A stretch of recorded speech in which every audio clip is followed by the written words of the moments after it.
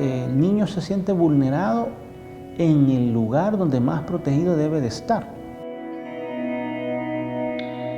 Quisiera al menos un país en el cual todos los niños y las niñas de El Salvador pudieran terminar su día sin hambre y sin miedo.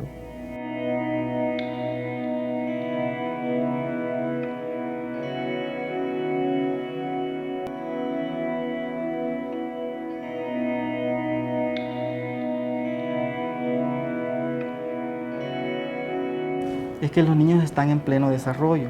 Lo que los niños logren aprender y desarrollar en la etapa de la infancia y la adolescencia va a ser como el reflejo de lo que sean en la edad adulta. Están definiendo también un tipo de sociedad a futuro.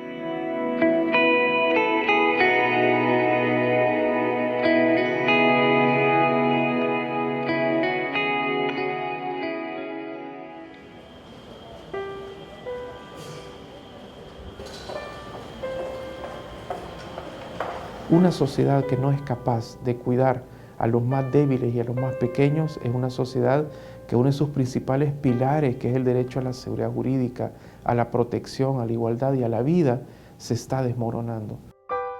Gran parte de los niños, niñas y adolescentes salvadoreños nacen y crecen en un ambiente que los convierte en víctimas al ser vulnerados en uno o varios de sus derechos: la casa, la comunidad, la escuela, la vía pública y en cualquiera de los espacios donde se encuentren, los convierte en blanco.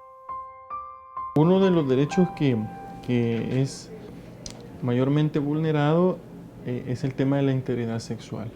Y esto tiene que ver con violencia de género, ¿verdad? Las niñas y los niños son altamente vulnerables y por supuesto se les vulnera sus derechos a la integridad sexual de diferente intensidad, y por supuesto están involucradas muchas personas que están cerca de las niñas y los niños, las familias, los vecinos, en algunas oportunidades también puede ser un maestro o incluso algún otro adolescente, ¿verdad? Un adolescente puede ser, o sea, personas que esté cerca.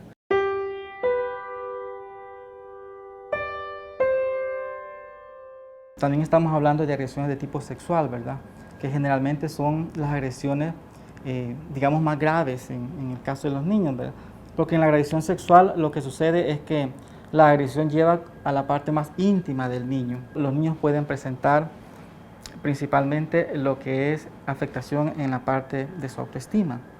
Los niños necesitan, para poder crecer y desarrollarse de manera óptima, entenderse, saberse, imaginarse que son buenos, que son importantes y que son útiles. Esto es bien complicado, ¿verdad? Porque los niños, para desenvolverse en su medio, también necesitan seguridad en sí mismos, ¿verdad? Un niño que no tiene seguridad en sí mismo, ¿verdad?, es un niño con dificultades para relacionarse con los demás. Puede incluso ser un niño víctima de otros niños, ¿verdad?, por su perfil, ¿verdad? Los niños también pueden empezar a tener problemas afectivos, ¿verdad?, como tener estados de tristeza, ¿verdad? Algunos le llaman depresión, ¿verdad? Generalmente son estados de tristeza. Los niños también pueden aislarse, ¿verdad? Los niños también pueden llegar a pensar y a sentir, ¿verdad?, que la vida no vale. Entre 2013 y 2015, el Ministerio de Educación suspendió a 38 docentes por acoso sexual. De esos, 6 fueron destituidos y solo un caso fue de conocimiento de la Fiscalía General de la República. Otro elemento de este derecho a la integridad personal es el maltrato. Las niñas, el maltrato físico. Las niñas y los niños son abusados físicamente por sus padres o sus madres, por las personas que están a cargo de ellas y ellos, y en algunas oportunidades también por los educadores. O sea, es decir, las personas que tienen alguna autoridad y además vinculación sobre las niñas y los niños son los que realizan este tipo de acciones. Entonces sí tenemos un alto índice de niñas y niños vulnerados por estos derechos. El CONNA, a través de las 15 juntas de protección en los 14 departamentos, recibe denuncias sobre vulneración a la integridad personal, a la salud, a la educación, a mantener relaciones personales con sus padres, a recibir protección especial frente al traslado de ilícitos y a migrar de manera irregular. Entre 2012 y 2015 fueron retornados de México y Estados Unidos 13.915 niños, niñas y adolescentes.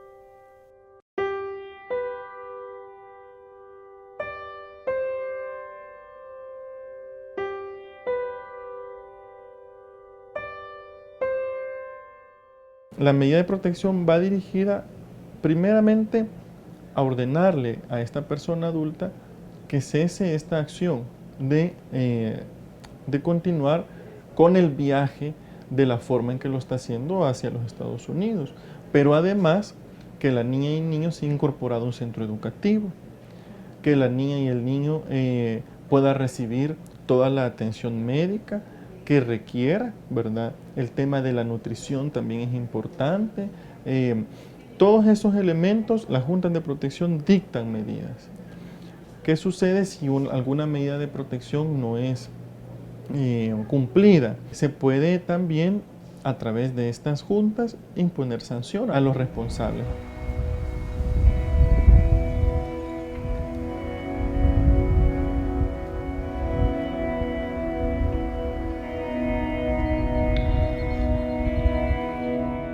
Cada niño que se va o que muere o que es traumatizado por la violencia que le infringe un adulto es una luz que se apaga en el futuro del Salvador.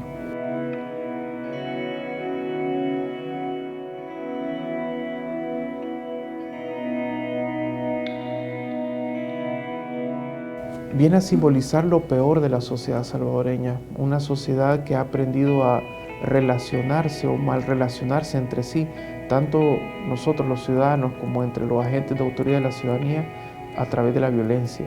El lenguaje que se entiende en este país, ya sea en aspectos religiosos, deportivos, culturales y ya no se diga políticos, es el de la violencia. Es la misma violencia que acabó con lo mejor de una generación durante la guerra civil, el que llevó a que una parte importante del país vive en otros países del mundo haciendo cualquier cosa. Es la misma insensibilidad y la misma violencia que permite que más niños sigan muriendo. Madrecita querida, pedacito del cielo, tú eres toda mi vida, tú eres todo mi anhelo, eres la lucecita. Katia Natalia Miranda Jiménez, de 9 años, fue violada y asesinada en abril de 1999 mientras se encontraba en una playa del departamento de La Paz, bajo los cuidados de la familia paterna, entre ellos su tío Godofredo Miranda, quien era subdirector de investigaciones de la PNC, su padre Edwin Miranda, responsable de la seguridad del entonces presidente Armando Calderón Sol, y su abuelo Carlos Miranda, señalado como el autor del crimen. Katia fue víctima no solamente de la persona que violó sus derechos, sino del sistema. Y lastimosamente eso no ha cambiado. 17 años después, no podemos decir que el caso Katia permitió que la institucionalidad de este país se fortaleciera y cambiara.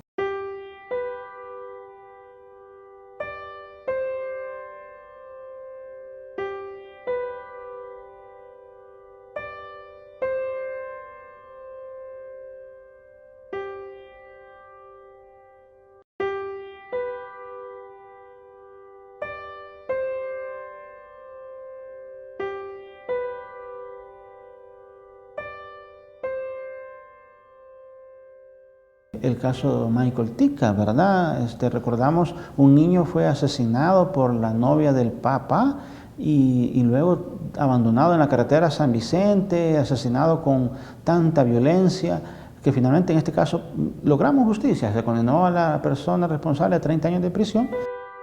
Michael Ticas, de apenas 4 años de edad, fue asesinado brutalmente en junio de 2004 por la novia de su padre. Fue sustraído precisamente de un lugar donde se suponía que estaba seguro, y es el kinder, ¿verdad? La última testigo era muy enfática en decir, no, yo vi cuando la nueva compañera del papá de Michael se lo llevaba en un pick-up y el niño iba viendo hacia abajo, ¿verdad? Pude ver también los dibujos que él estaba haciendo de una manzana antes de que se lo llevaran, ¿verdad? Y fue una falta de control de la cual el responsable es el sistema educativo salvadoreño.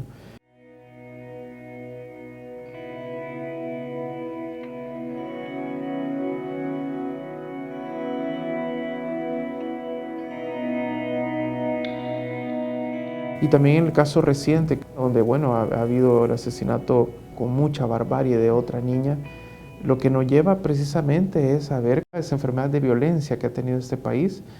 No ha distinguido ni edades, ni condiciones, ni clases económicas, ni color político. Nos lleva a los ciudadanos a asumir un rol de defensores de la niñez, y eso no es imposible. Me llama la atención, al finalizar el año uno dice, bueno, ¿y los casos de los niños y las niñas, quién los denuncia? ¿Quién pone esto en el petate para la discusión, para reformar lo que está ocurriendo, reformar lo que no está trabajándose bien, ¿verdad? No está sucediendo esto. Me llama la atención que ni siquiera la Procuraduría para la Defensa de Derechos Humanos ha sacado un informe situacional de los derechos de la niñez en El Salvador, algo que diga, miren señores, pongamos la atención en esto.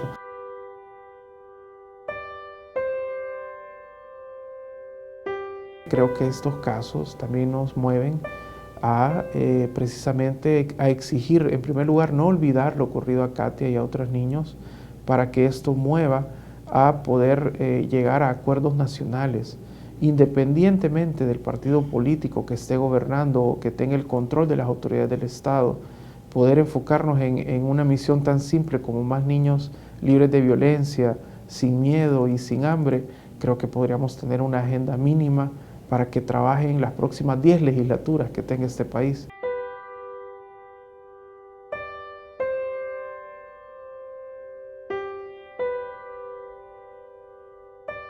Cada uno de nosotros, cada persona adulta que nos vea, puede convertirse en un defensor de la niñez en este país. ¿Cómo?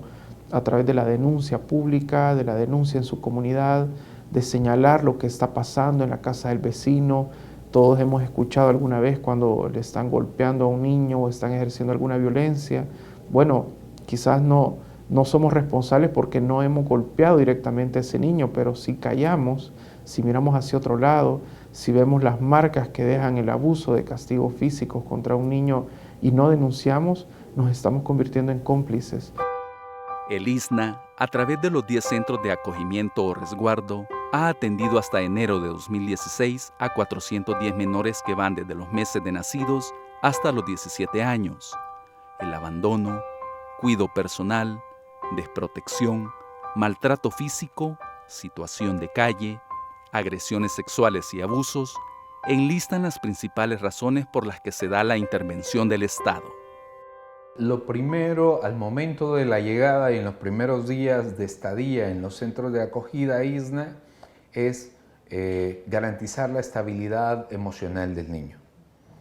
Partimos del hecho de que el niño viene de sufrir un trauma por la vulneración de la que fue víctima, pero también un trauma por ser separado de su entorno.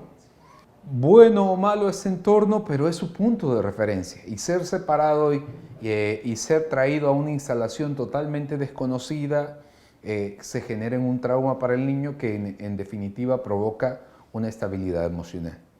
Entonces, a partir de ello, nosotros desarrollamos, en base a nuestro programa marco de protección de derechos, diferentes componentes. Componentes relacionados con educación, con salud integral, recreación, cultura y deporte. Trabajamos el tema del fortalecimiento familiar. En el tema de salud integral garantizamos la salud física del niño, promovemos el tema de salud mental y eso incluye definitivamente la atención psicológica, la cual está diferenciada dependiendo de la necesidad que se requiera con respecto al perfil del niño y la niña. La gran mayoría de los casos permanecen por periodos muy cortos. La ley plantea que las juntas de protección emiten medidas para un periodo máximo de 15 días. Y yo me atrevería a decir que un porcentaje muy alto, la mayoría, permanecen en los centros de acogida menos de 15 días. Hay niños y niñas que pasan en estos centros de acogida por varios años, porque en sus hogares el riesgo persiste o no se encontró algún familiar que se hiciera cargo de ellos. Creo que en este momento debe de ser buscar el fortalecimiento familiar. Ese elemento es vital. El lograr fortalecer a las familias para que ejerzan su rol primario de protección. ¿Sí? ¿Verdad? Muchos de los casos de vulneraciones tienen que ver con eso, con que la familia no ha ejercido el rol de protección. En el 2010, entró en vigencia la Ley de Protección Integral de la Niñez y Adolescencia, conocida como LEPINA. Esta dio paso a la creación de un sistema articulado de instituciones públicas y privadas para la defensa de la niñez. Además de mejorar la atención hacia este sector, la ley contempla un fuerte apoyo a la prevención.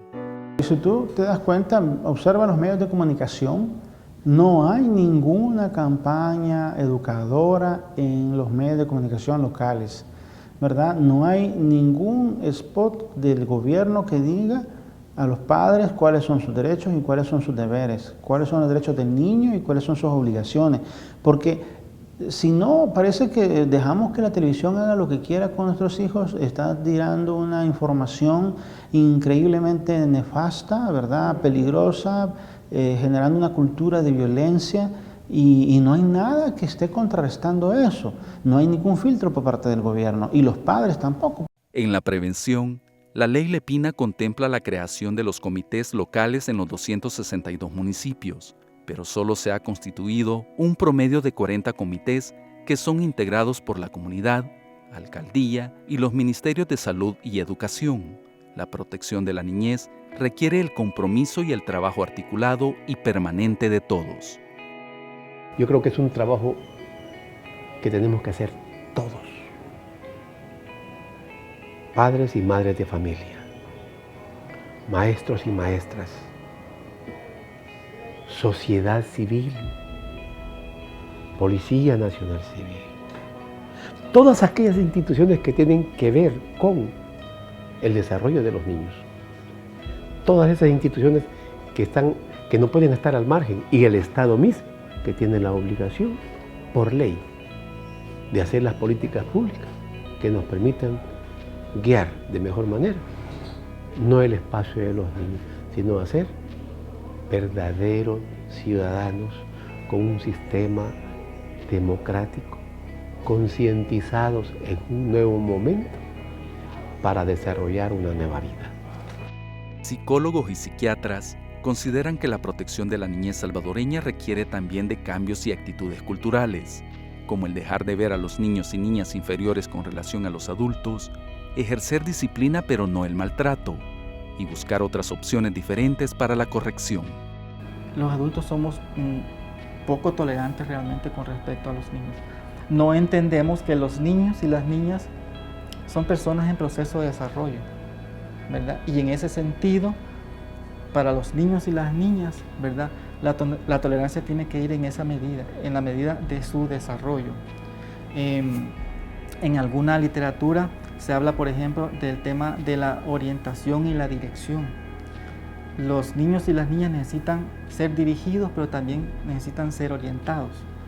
Mientras más chiquitos son los niños, necesitan más dirección y necesitan orientación. Pero en la medida que los niños van creciendo, los niños necesitan menos dirección y más orientación. Eso porque cada vez van adquiriendo más habilidades y van desarrollando más.